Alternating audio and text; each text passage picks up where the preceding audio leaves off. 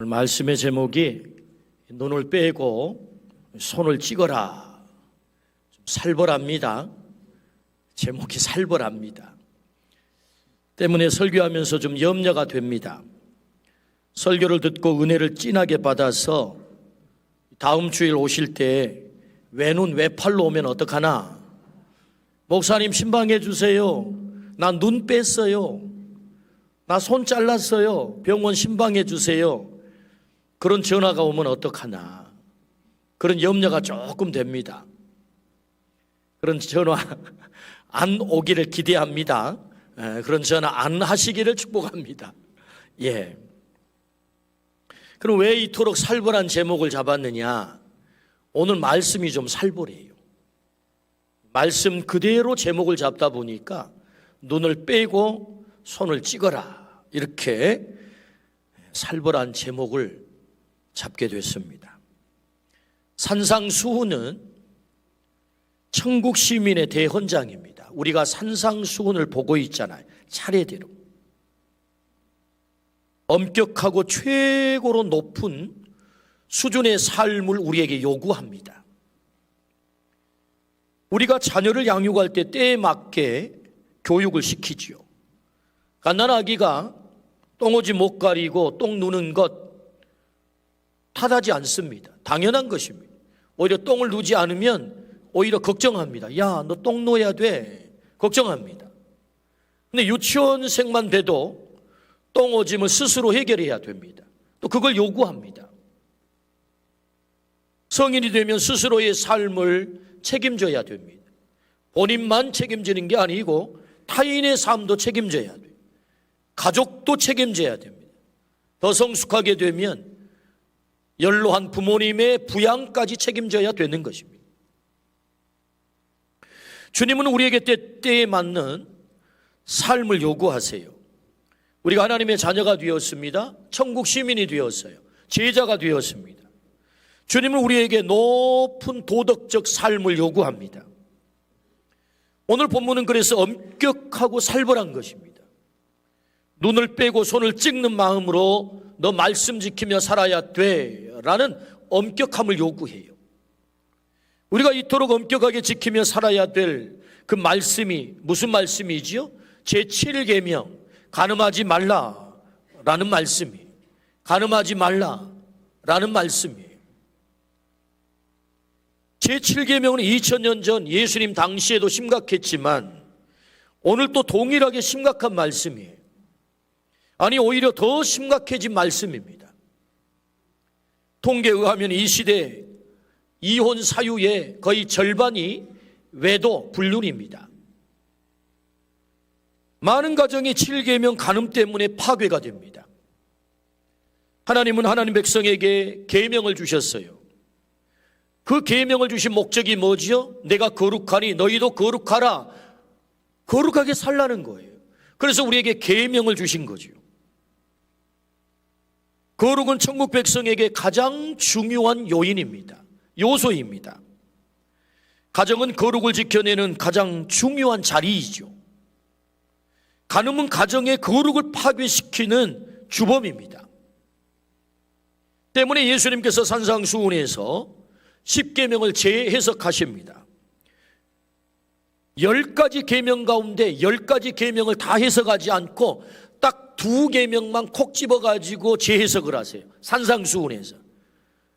그 2계명이 뭐죠? 살인하지 말라. 그리고 간음하지 말라. 이 2계명을 콕 집어서 주님께서 재해석을 한단 말이죠. 그것은 살인은 생명의 문제이기 때문에 생명을 가벼이 여기지 말라라고 하는 주님의 말씀이죠. 간음은 뭐죠? 간음도 역시 생명을 다루는 문제입니다. 가정의 정결을 통해서 우리는 거룩한 자녀를 출산합니다. 거룩한 생명을 낳게 되는 거죠. 2계명을 콕 집어서 주님께서 말씀하신 이유는 생명의 문제이기 때문에 그렇습니다. 가정을 거룩하게 지켜내는 것은 살인의 문제만큼이나 중요하다는 거지요. 가정은 생명이 태어나는 자리입니다. 하나님의 백성에게 중요한 사명은 정결한 가정을 이루어서 거룩한 자녀를 출산하라는 거예요. 거룩한 자녀를 출산하라. 그것은 인류 존속의 문제이며 하나님 나라를 이루어가는 기본 중에 기본이기 때문이죠. 주님은 우리의 가정이 거룩하게 유지되기를 너무나도 원하세요. 그러나 안타깝게도 이 시대는 거룩한 가정이 무너지는 시대가 되었습니다. 오늘 말씀을 통해서 주님께서 내가 거룩하니 너희도 거룩하라, 이 말씀을 온전히 이루어드리는, 그렇게 결단하는 시간이 되기를 주의 이름으로 축원합니다. 아멘. 첫 번째, 왜 이토록 7계명 간음하지 말라, 이 말씀이 무너지게 되었을까요? 목회자이면서 저명한 신학자인 제임스 몽고메리 보이스 박사는 산상수훈 강해에서 간음의 죄를 유발하는 현대 3가지 경향을 지적하고 있습니다. 그 첫 번째가 매스미디어 때문이다. 두 번째가 플레이보이 철학 때문이다. 세 번째가 새로운 도덕, 뉴 모랄리티 때문이다 라고 지적을 했어요. 우리는 매스미디어 속에서 살아갑니다. 매스미디어가 뭐지요? TV, 신문, 잡지, 인터넷, 유튜브, 이런 것들을 가르쳐서 매스미디어라고 하지요. 특히 이 시대의 인터넷, 특별히 유튜브를 통해서 많은 영상들을 우리가 접하게 됩니다. 빨간 선이 없어요. 빨간 선이 없다고요. 경계가 없습니다. 오히려 더 자극적인 것을 내보내게 되면 더 많은 구독자를 모아서 돈이 되기 때문에 더 선정적이고 더 자극적인, 그래서 우리를 계속 가스라이팅 시키는 거죠. 괜찮아, 그 정도는, 이렇게 말이에요. 그래서 지켜야 될 선이 없어요. 더 이상 선이 없습니다. 이 매스미디어의 영향, 통계에 의하면 초등학교 때까지 야동이라고 하는 동영상을 아이들이 70%가 봤다는 거예요. 이 매스미디어의 심각한 폐해죠. 두 번째는 이 플레이보이 철학인데요. 이 플레이보이 철학은 성적 타락이 오히려 탁월한 능력이다라고 추앙을 받습니다. 야, 너 능력 대단해, 이렇게 말이에요. 이 두 가지보다도 더 무서운 것이 있는데 그건 새로운 도덕, 뉴 모랄리티다. 이 시대의 새로운 도덕은 첫 번째, 절대적인 가치를 부정합니다. 우리에게 다가오는 이 새로운 도덕이 있는데 그게 뭐냐? 절대적 가치를 부정해요. 성경은 절대적 가치입니다. 진리죠. 근데 새로운 도덕은 이런 룰을 거부합니다. 왜 내 삶을 구속하느냐? 라고 거부하는 거예요. 둘째, 새로운 도덕은 인간을 우상화시킵니다. 최종적 결정권자는 인간이다. 네가 하나님이야 라고 종용하죠. 그래서 네가 너의 삶을 결정하면 돼. 너의 취향을 따라서 살아. 이것이 현대 도덕의 두 번째 특징이에요. 인간을 우상화시키는 것, 인간을 하나님의 자리에 올리는 것입니다. 그러므로 네가 원하는 것을 하는 것이 선이고 도덕이야, 이런 거죠. 세 번째는요, 현대 도덕의 특징은 하나님의 전능성을 인정하지 않습니다. 오히려 하나님은 무능하다고 말하죠. 하나님이 인간 세계를 더 나아지게 한 것이 뭐야? 결국 인간을 죄 짓게 만들었잖아. 그러므로 하나님은 전능하지 않아. 내가 사랑의 감정을 느끼고 그 일을 했다면 누가 나의 그 행위를 판단할 수 있어? 그건 죄가 아니야 라고 말하는 것입니다. 몽고메리 보이스 박사는 새로운 도덕이 이 세상을 간음하는 세상으로 만들었다라고 간파를 합니다. 덧붙이자면 성적 타락을 가져온 새로운 도덕의 철학을 제공한 그 철학은 포스트 모더니즘의 철학이에요. 새로운 도덕의 자양분이 된 철학이 뭐냐? 포스트 모더니즘이라고. 그 대표적인 학자가 데리다라고 하는 학자입니다. 프랑스의 데리다라고 하는 학자, 그는 이런 주장을 했습니다. 모든 것을 해체하라. 그의 주장하는 핵심 논점이에요. 모든 것을 해체하라. 그래서 데리다를 따르는 그의 제자들이 구호처럼 외치는 구호가 있는데 그게 뭐냐? 금기를 금기하라예요. 그럼 금기가 뭐죠? 여기 빨간 선이야. 넘으면 안 돼. 이 경계를 넘으면 안 돼. 성적 만족은 가정의 울타리를 넘어서면 안 되는 거야. 결혼의 울타리를 넘어서면 안 돼. 라고 빨간 선을 쳤단 말이죠. 그걸 금하는 것을 금하라는 거예요. 왜 그걸 금하냐는 거예요. 그래서 이 데리다 후예들은 금기를 금기하라 구호를 외칩니다. 인간이 주인이라는 것이고 인간이 하나님이라는 거지요. 네가 하고 싶은 대로 하는 것이 도덕이고 선이야. 이 철학 하에서 간통은 더 이상 죄가 아니죠. 헌법 정신에 있는 행복권을 침해하는 거라는 거예요. 간통을 형사법으로 다루지 마라. 그것은 내 행복권을 침해하는 거야. 위헌이다, 위헌. 자유권을 침해하는 위헌적인 것이다. 그래서 더 이상 간통은 죄가 아닙니다. 절대 진리를 거부하는 철학이 지배하는 시대에 당연하게 나타나는 현상은 이 쾌락을 탐닉하는 성적 문란이고 음행의 세상이죠. 이 시대는 7계명 간음하지 말라라는 이 말씀은 시대 철학에 의해서 아주 고루한 말씀이 되었어요. 아주 고루한. 더 이상 지키기 대단히 어려운 말씀이 됐다 그 말입니다. 주님은 아셨어요. 이런 시대가 오리라 예견하신 것입니다. 생명을 가벼이 여기는 세상, 가정을 너무나도 쉽게 깨뜨리는 세상, 자신의 감정에 충실해서 자신이 하나님이 되어 자신이 행동한 그 행동에 대해서 그 행동이 가장 옳아라고 언제나 자기가 절대화되는 세상을 예견하신 거예요. 때문에 주님은 우리에게 말씀하는 것입니다. 이런 세상을 예견하고 내가 다시 말하노니 옛사람에게 너희가 살인하지 말라 들었다, 간음하지 말라 들었다, 나는 그것을 재해석한다. 너희는 이렇게 지켜야 돼 라고 말씀하는 것입니다. 그러므로 주님이 말씀하시는 이 말씀은 여전히 우리가 지켜야 될 유효한 말씀으로 믿고 지키기를 주의 이름으로 축원합니다. 이게 없어진 게 아니라는 거예요. 이 시대의 철학이 아무리 하나님의 말씀 진리를 거부하려고 해도 거부될 수 없는 진리의 말씀이다. 우리는 하나님의 진리의 말씀을 따르기를 주의 이름으로 축원합니다. 아멘. 세상의 철학이 아니에요. 하나님의 진리의 말씀을 따르는 사람들이다. 그렇다면 두 번째, 간음이란 뭘까요? 오늘 본문 27절에서 28절입니다. 같이 읽습니다.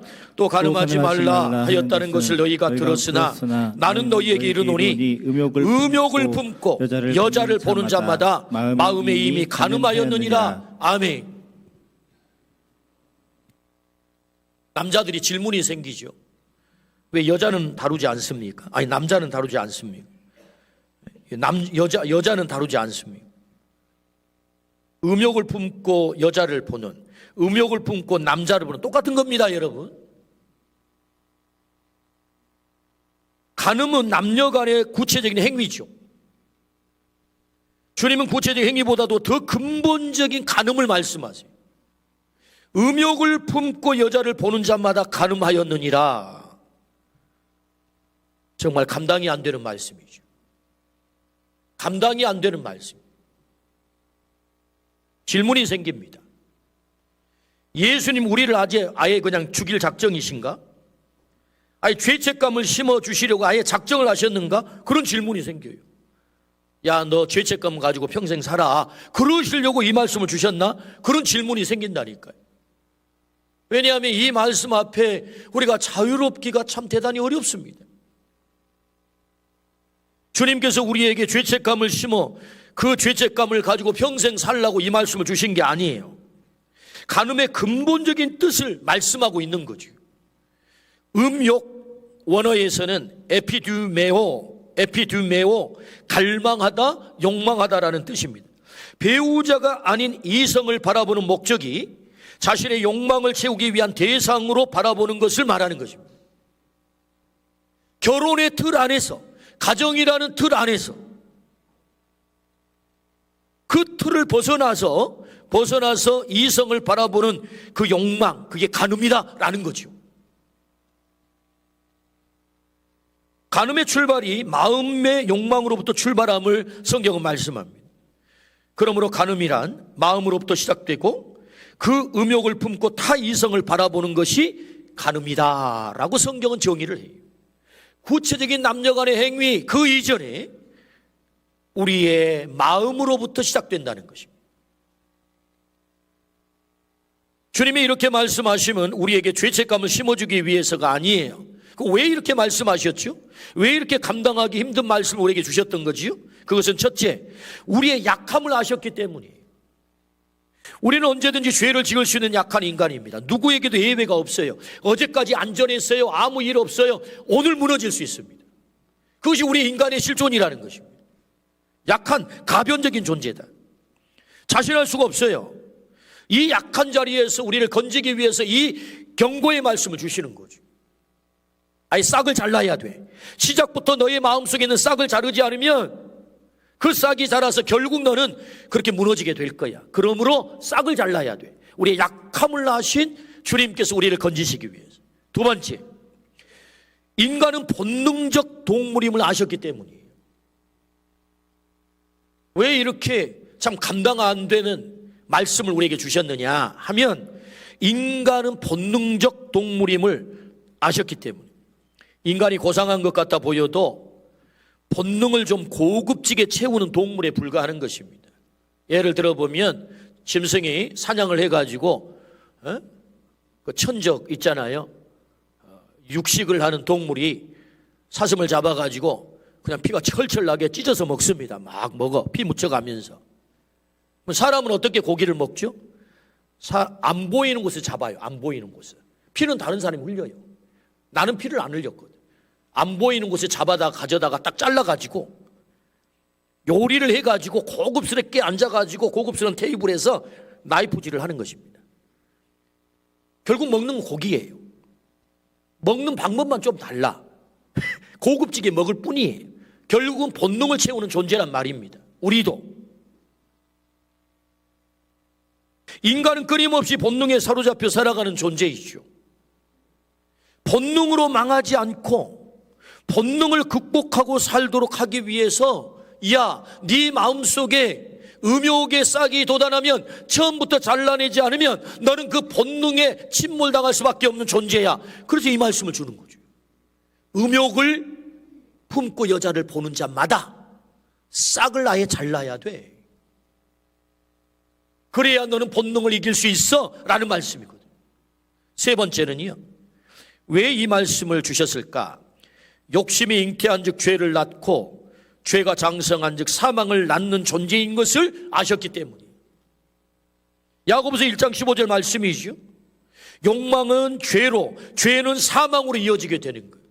우리 안에서 출발된 그 욕망이 결국은 사망으로 나를 끌고 가버린다는 거죠. 그러므로 너는 절대로 그 사망에 이르르면 안 돼.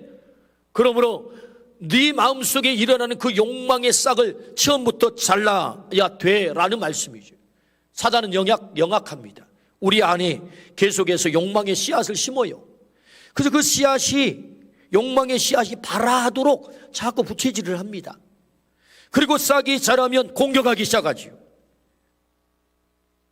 그 공격 앞에 다 무너지는 것입니다. 그러므로 욕망을 아예 처음부터 잘라버리라고 주님이 말씀하는 거지요. 그래서 음욕을 품고 여자를 바라보는 자마다 간음하는 자니라고 말씀을 하는 것입니다.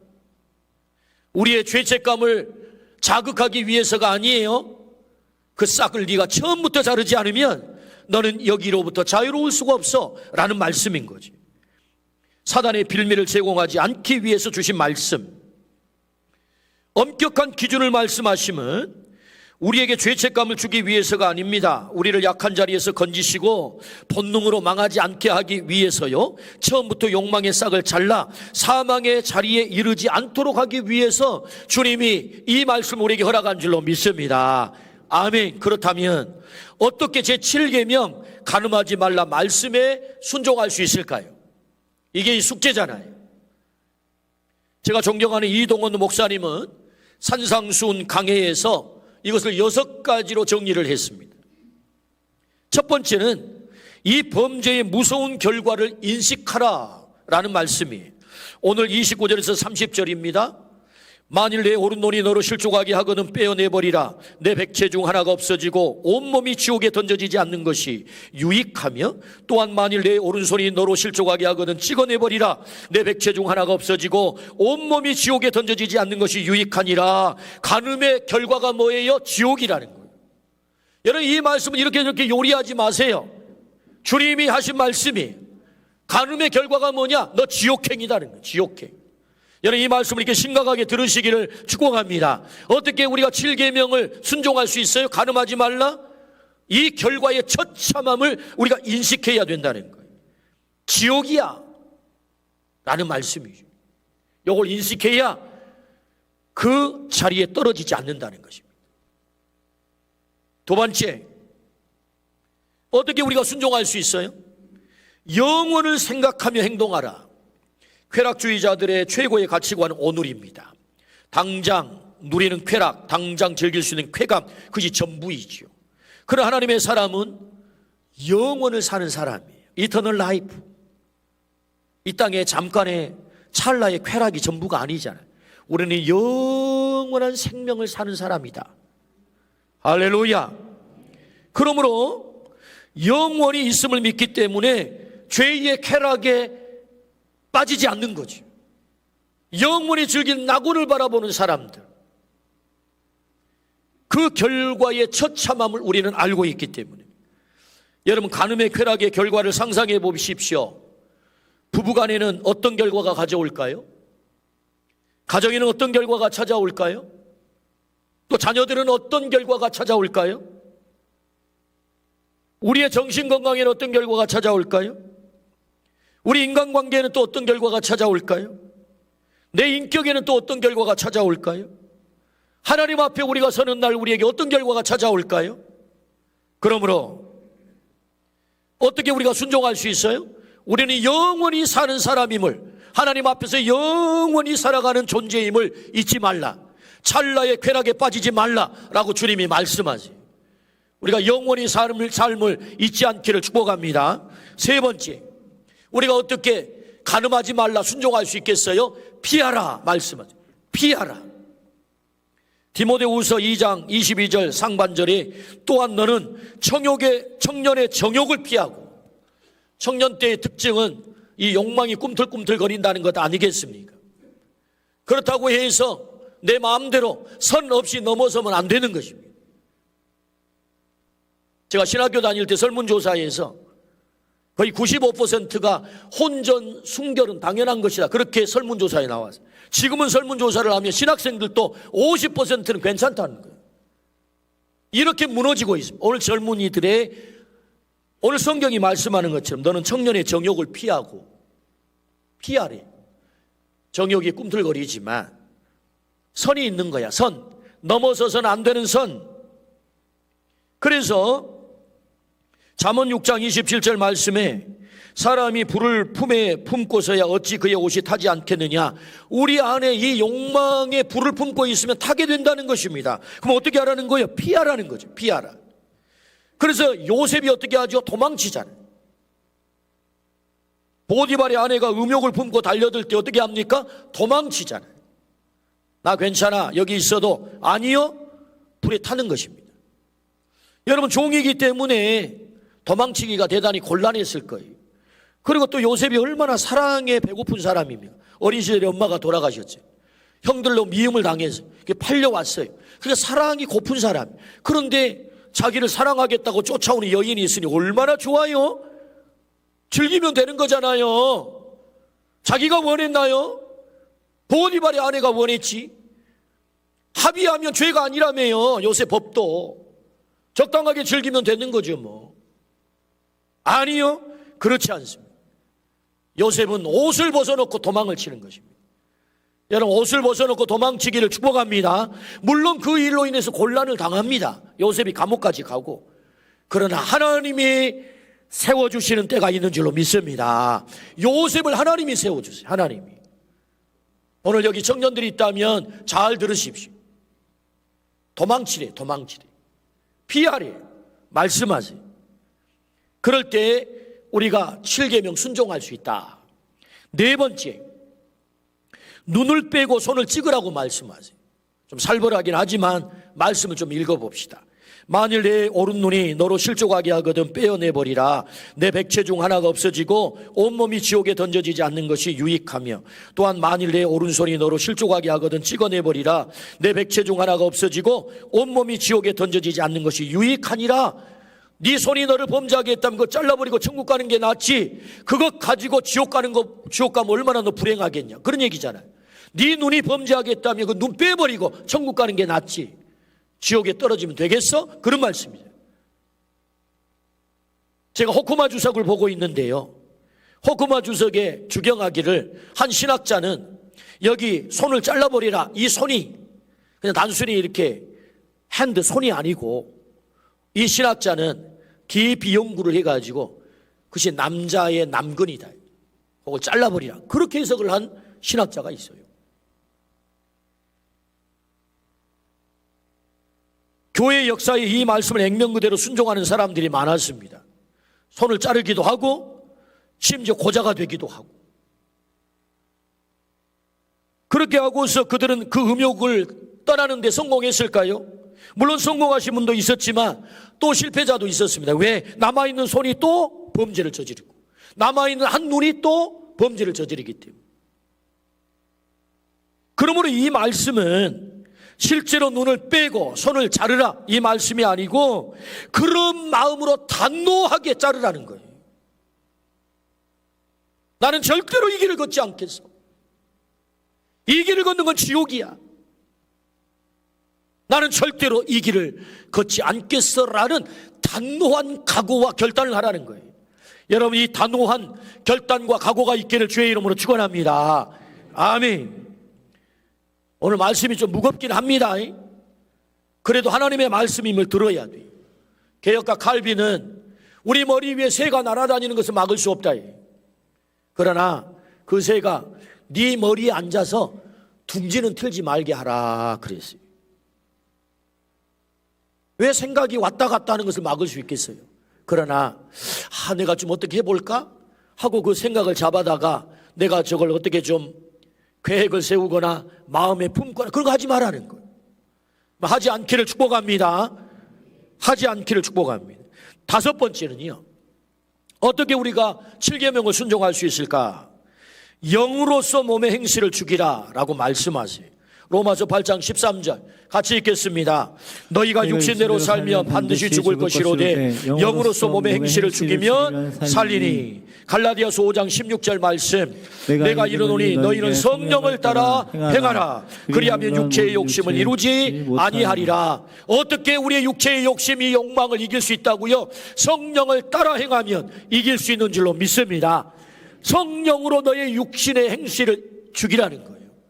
성령을 따라 행하라. 그러므로 오직 성령이 너희에게 임하시면 너희가 권능을 받고, 그 권능이 뭐예요? 내 육의 욕망을 제어하는 권능이에요.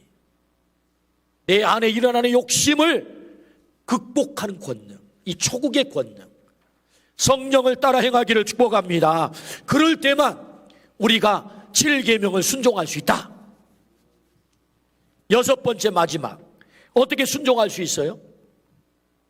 온전히 한 몸을 이루어 행복한 가정을 이루라 라고 말씀하셨어요. 창세기 2장 24절 말씀, 이러므로 남자가 부모를 떠나 그의 아내와 합하여 둘이 한 몸을 이룰지로다. 온전한 한 몸을 이루어 행복한 가정을 이루게 되면 극복할 수 있다는 거예요. 한 몸이 된다는 것은 마음이 하나가 돼야 돼요. 영이 하나가 돼야 돼요. 그래야 몸이 하나가 되는 것입니다. 돈 주고 몸 살 수 있어요. 그걸 한 몸 됐다고 말하지 않습니다. 매출했다고 그러지. 한 몸이 되려면 마음이 하나가 돼야 돼. 영이 하나가 돼야 돼. 그래야 온전한 한 몸이 되는 것입니다.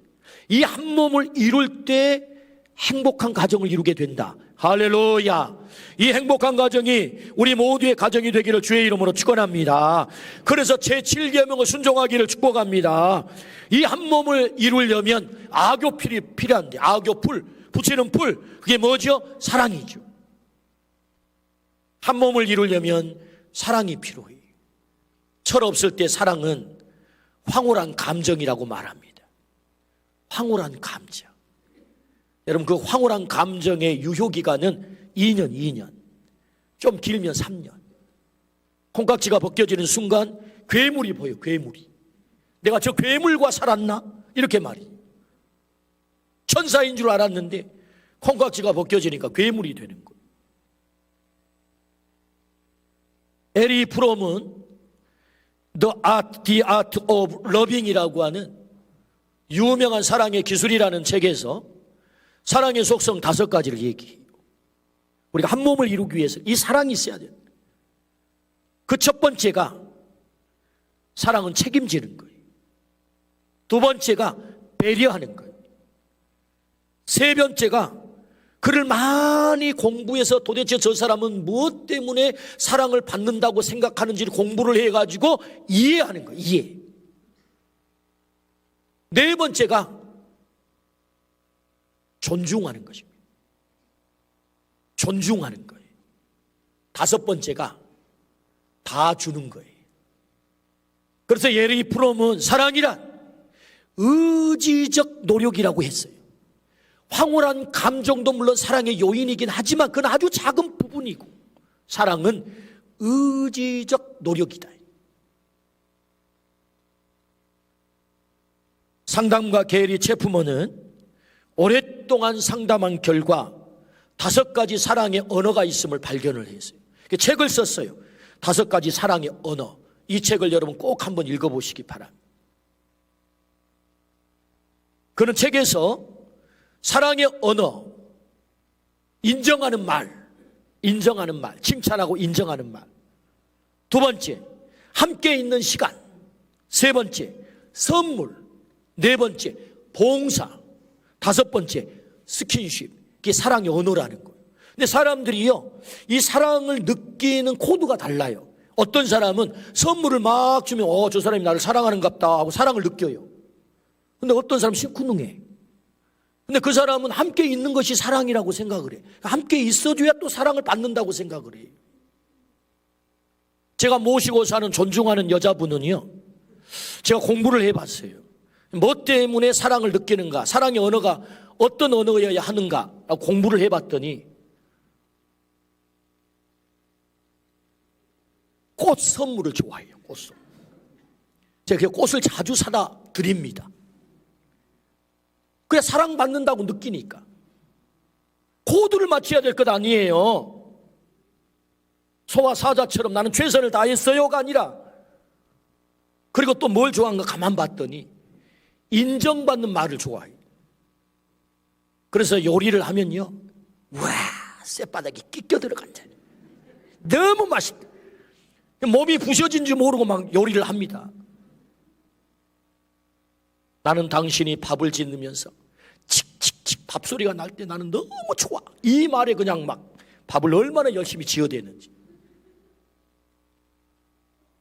그리고요, 편지 받는 걸 좋아해요. 제가 편지를 많이 씁니다.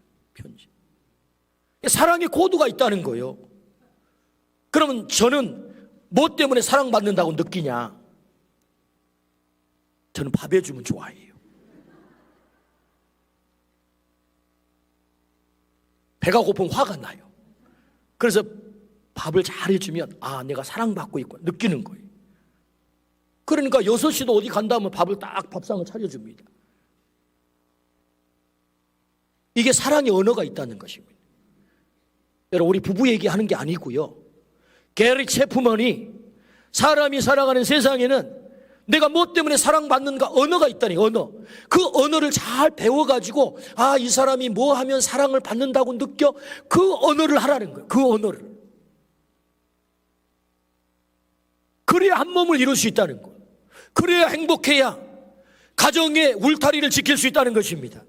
울타리를 넘어서지 않고. 그래서 과거에 직장은 뭐 이런 괜찮은 직장인데 아주 편하게 사장님 하면서 대해주는, 그런데 찾아가는 사람 있잖아요. 그게 뭐냐면 사랑의 코드거든요. 그게 사랑의 코드라고. 이게 그게 다 옳다는 얘기가 아니고 그러면 안 됩니다. 근데 코드가 있다는 게 코드가. 메리지 코스를 지난주간에 다녀왔습니다. 가정을 어떻게 더 행복하게 할 수 있을까? 부부를 어떻게 회복시킬 수 있을까? 주제는 그겁니다. 10년 된 부부에서 45년째 살고 있는 부부가, 다양한 부부가 모여서 배웠습니다. 근데 제가 이렇게 봤더니 여러 커플이 왔는데 저분은 40년 넘게 정말 행복하게 사시는 분이신데 왜 여기 왔지? 뭘 공부하려고, 뭘 배우려고? 근데 오셨더라고. 제가 그분을 보면서 깨달은 게 있어요. 그렇구나. 행복한 부부는 40년을 살고도 또 배우는 부부이구나. 또 공부하는 부부이구나. 어떻게 하면 더 행복하게 가정을 꾸려갈까를 배우기 위해서 40년을 살고 또 와서 배우는, 나이가 70이 다 돼가는데 와서 배우는 분이구나. 그걸 깨달은 거예요. 행복은 그냥 주어지지 않습니다. 그냥 한 몸이 이루어지지 않습니다. 사랑은 그냥 되는 게 아닙니다. 의지적 노력이 사랑인 거예요. 그러므로 어떻게 7계명을 우리가 순종할 수 있어요? 간음하지 말라, 이 말씀을 어떻게 순종할 수 있어요? 한 몸을 이루어서 행복한 가정을 이루게 되면 순종할 수 있게 된다. 우리의 가정이 그렇게 되기를 주의 이름으로 축원합니다. 말씀을 맺겠습니다. 가정 안에서 낳는 자녀는 줄어갑니다. 가정 밖에서 낳는 자녀는 늘어갑니다. 불행한 시대입니다. 주님은 이 시대의 심각함을 알고 말씀하십니다. 간음하지 말라 하였다는 것을 너희가 들었으나 나는 너희에게 이르노니 음욕을 품고 여자를 보는 자마다 이미 간음하였느니라. 간음은 마음에서부터 시작되는 거야. 싹부터 잘라야 돼 라고 말씀하는 것입니다. 오늘 우리 모두가 마음속에 일어나는 사단의 이 공격, 이 음욕을 싹부터 잘라. 내가 거룩하니 너희도 거룩하라. 이 말씀에 온전히 순종하기를 주의 이름으로 축원합니다. 아멘.